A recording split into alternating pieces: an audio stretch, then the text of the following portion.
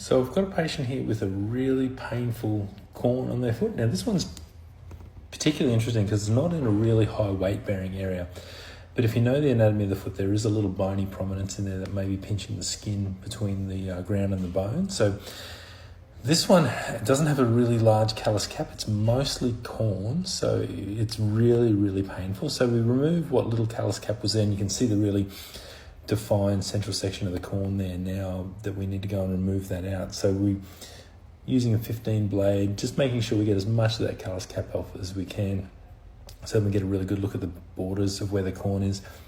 And you can see really clearly there that central section of the corn. So I'll try and get that out and show it to you, just what it looks like when we core that one out.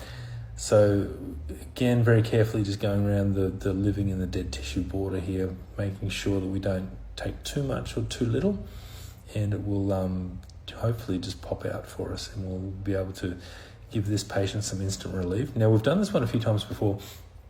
We do this about every 8 to 10 weeks for this patient, and the relief is immediate. We've changed her shoes, we've got her using moisturizer, but we think it's because the fatty pad in her foot is just worn out in this location due to her sort of bony, knobbly foot, and it's causing the pressure on the skin here.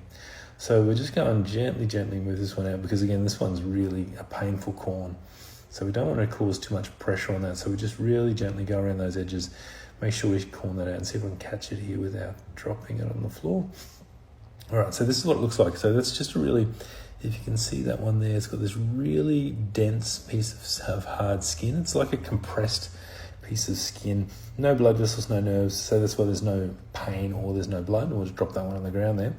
And so then we go ahead and just basically smooth down those edges, sand it smooth with our little rotary sander, and then we'll review this one. We'll probably go a little bit less than 8 weeks this time to try and improve the situation, but then 8 weekly treatments after that.